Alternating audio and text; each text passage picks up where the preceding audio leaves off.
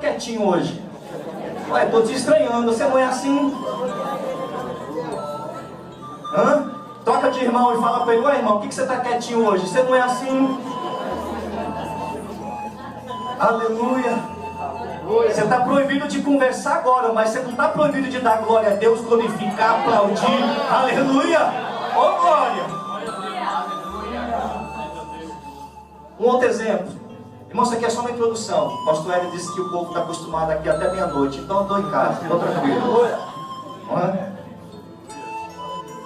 Ele aprendeu bem, até meia-noite, tá bom? Moisés,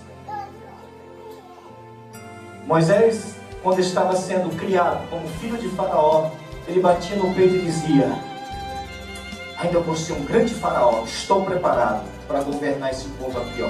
Esse povo vai comer na minha mão. Vou ser um dos maiores faraós que o Egito já teve. Saiu um dia para dar uma olhadinha nos trabalhadores, encrespou com um camarada lá e matou ele. Ó, fugiu. Moisés foi chamado para o ministério para dar vida, e Moisés começou matando. Ele entrou em desespero e fugiu para o deserto. A sorte de Moisés é que ele encontrou Jetro, que seria o seu futuro sogro. E depois de 40 anos, está lá Moisés segurando o cajado, tocando as ovelhas. E a Bíblia diz que o Senhor bradou. O Senhor não falou, o Senhor bradou: Moisés! E Moisés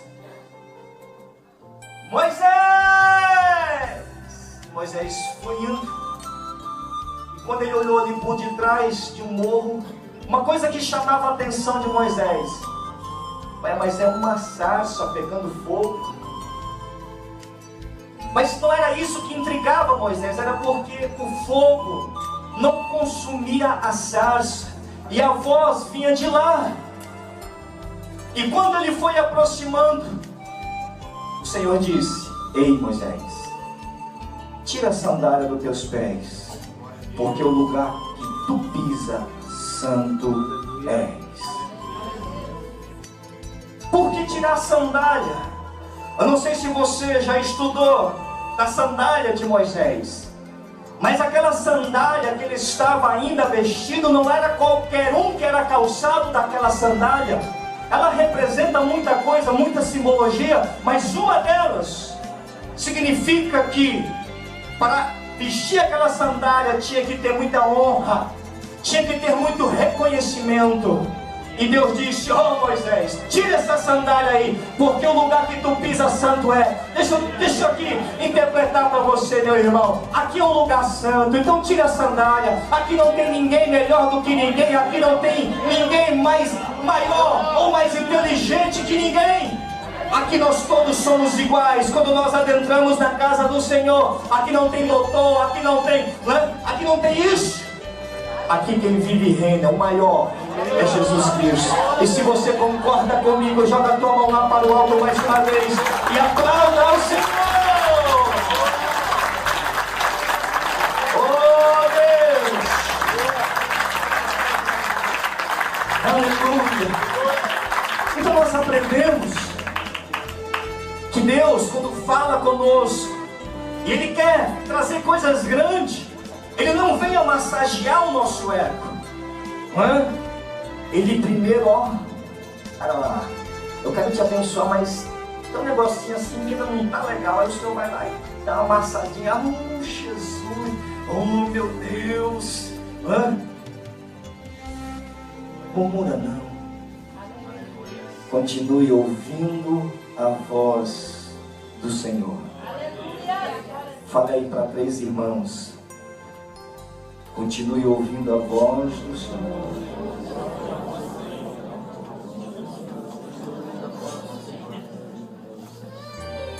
Aleluia. Quantos estão ouvindo a voz do Senhor aqui nessa noite? Eu acho que todo mundo ficou sabendo aqui daquela boate que pegou fogo. E mais de 200 jovens morreram. E não foram ali dentro. Teve jovens conhecedores que morreram, jovens, filhos de cristão que morreram.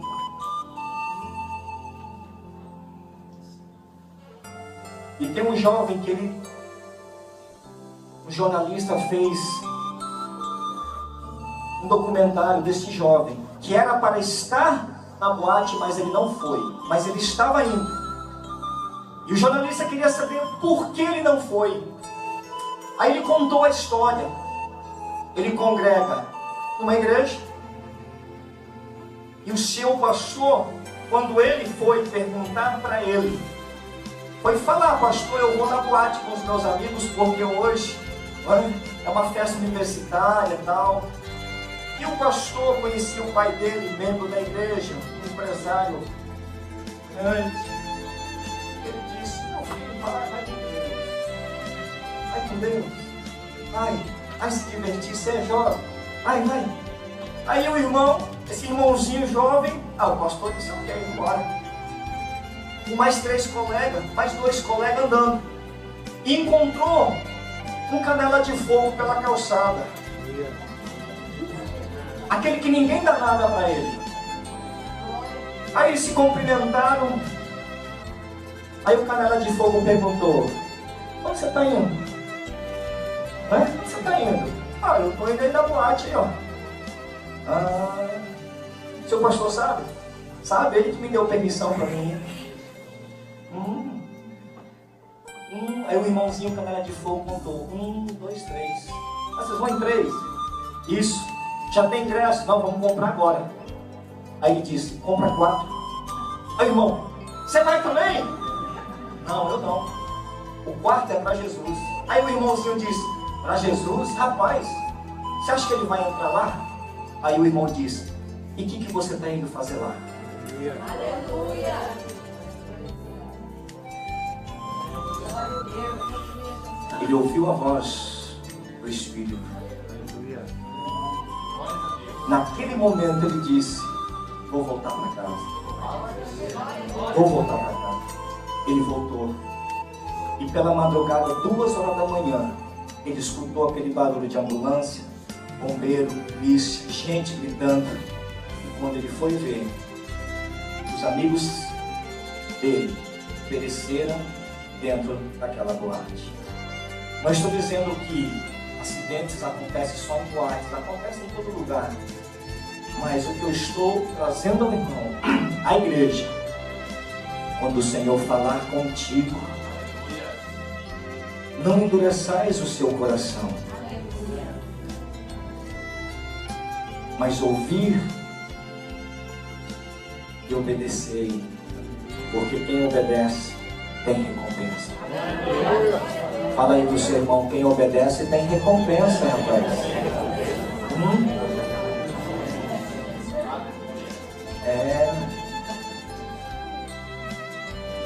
Quem tem animalzinho de estimação em casa que levanta a mão? Ou já teve? Eu vou lhe provar que até os animais que são irracionais ouvem melhor do que nós. Não, pastor, não. Aí o senhor está humilhando. Não estou humilhando, é Bíblia. É Bíblia. Você já ouviu em todas as catástrofes do mundo um acidente animal? Já viu? Já ouviu falar de algum acidente que alarmou assim o mundo? Já ouviu? Não? Lembra quando na Indonésia mais de 300 mil pessoas morreram? Elefantes eram criados desde filhote, eram usados como transporte e ficavam amarrados em fileiras. E o elefante acreditava desde pequeno que aquela simples corrente segurava ele naquele local. Mas por ele ter crescido sempre ali, naquele sistema, naquele ritmo, ele nunca saiu de lá. Só saía quando o dono destrancava e o conduzia. Uma pessoa relatou, fez um documentário. Aí algum cientista disse: não, mas é o sexto sentido animal. Conversa, rapaz. Esses cientistas, todos eles têm que se converter. Porque essa pessoa que relatou o fato, ele disse que minutos antes, lá no epicentro, antes que as placas viessem a se mover, os elefantes já estavam afoitos. Diz ele que eles começaram a levantar a tromba e virava a cabeça de um lado e para o outro. Todos eles. E de repente eles começaram a caminhar, sentindo uma subida. Simplesmente eles viraram, arrebentaram as correntes e foram caminhando. Isso aconteceu antes de viesse o tremor na terra. Então, não tem coisa nenhuma de sexto sentido, não. Deus falou com eles: ó, vaza daí. Sai daí. E eles, ó, picaram a mula. Entendeu? E mais de 300.000 pessoas, infelizmente, morreram. Pergunte ao seu irmão: você ouve a voz do Senhor? Hein, jovem? Você ouve a voz do Senhor, jovem? Ouve? Cadê os jovens dessa igreja aqui? Tem tantos agora, meu Deus, estou ficando velho. Cadê os jovens? Levanta a mão aí. Oh, Jeová, aleluia. Oh, glória. É, jovem, tá? Rapaz, pastor Éder, eu fico olhando os jovens. Eu fico de olho assim, sabe, de cara com esses jovens. Eles têm vergonha de ficar assim, ó. Mas aí eles ouvem outra coisa, ó. Eles não têm vergonha não, Diabo Tom. Ó. Quando não é uma coisinha que inventaram agora, ó. Irmão. Estou por dentro, viu? Agora quando é para adorar a Deus, eles ficam assim, ó. Aleluia. Às vezes é até hora, Senhor, não deixa esse negócio pegar, não. Isso aí é só para os velhos. Ei! E não é porque eles não querem, é porque às vezes se sentem envergonhados. Chega na escola, você é crente, não é? Não tá mais não? Não, eu fui. Ei! É o Senhor que está falando aqui hoje. Aquele que se envergonhar do Senhor aqui nesta terra, naquele dia, o Senhor também vai se envergonhar de você. Se você tem essa oportunidade de adorar, adore a Ele em espírito e em verdade. Não tenha vergonha de exaltar aquele que te deu a vida e a vida eterna. Quantos podem fazer isso nesta noite aqui? Levanta a sua mão e dá um glória a Deus bem gostoso para Jeová. Aleluia!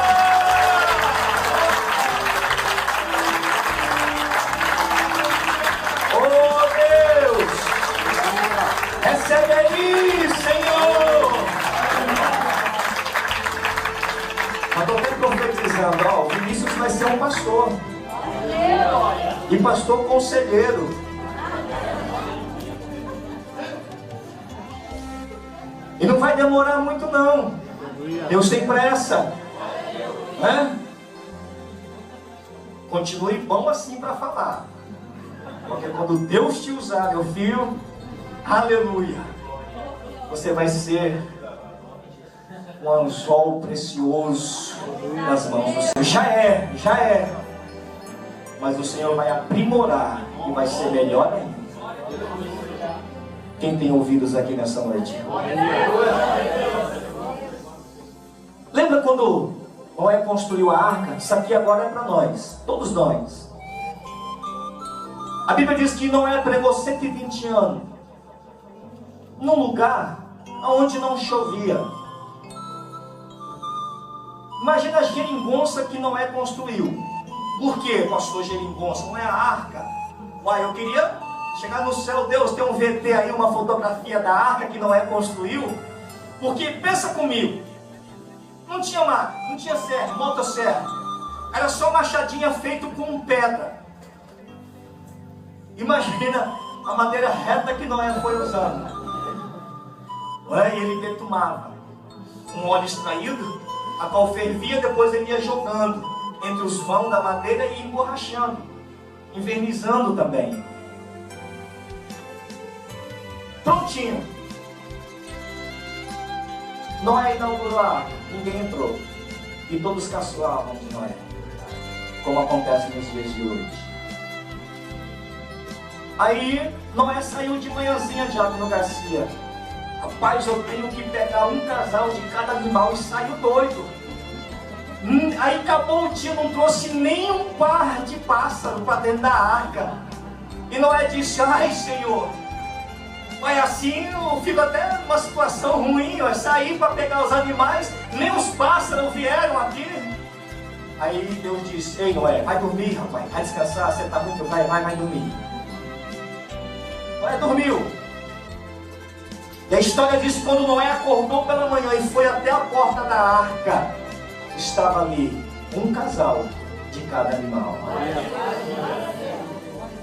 Você já parou para pensar num pontozinho aí? Você já viu um elefante de perto? Você sabe quantas toneladas aquele bichão come? Imagina a quantidade de excremento e urina dentro da arca.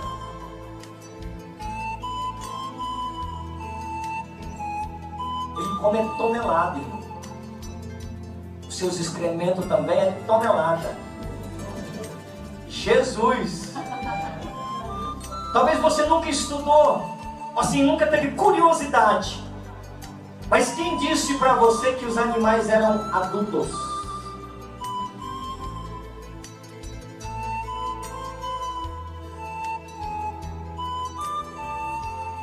Quem tem ouvidos ouça. Quem falou para você que aqueles animais eram adultos?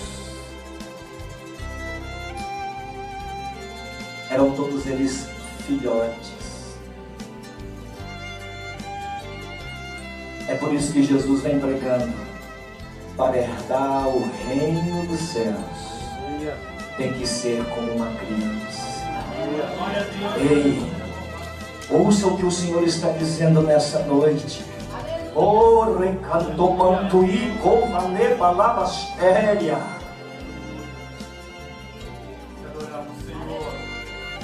Tem que ser como uma criança, assim como aqueles animais filhotes ouviram a voz do Senhor. Por que, pastor, filhote? Qual a analogia que a Bíblia está tentando nos ensinar? Ela está falando de inocência, está falando de santidade, está falando de renúncia. Porque o arrebatamento ao soar da trombeta também vai ouvir só as crianças. Só as crianças vão entrar, herdar o reino de Deus. Qual o significado da criança? Não sabe carregar rancor, não sabe carregar ódio. Elas brigam aqui, mas depois de 2 minutos já estão se abraçando ali atrás. Ei, crente, ei, povo de Deus, a maior dádiva do Evangelho é perdoar. A maior dádiva do Evangelho, meu irmão, é perdoar. Então nesta noite o Espírito está dizendo: perdoe.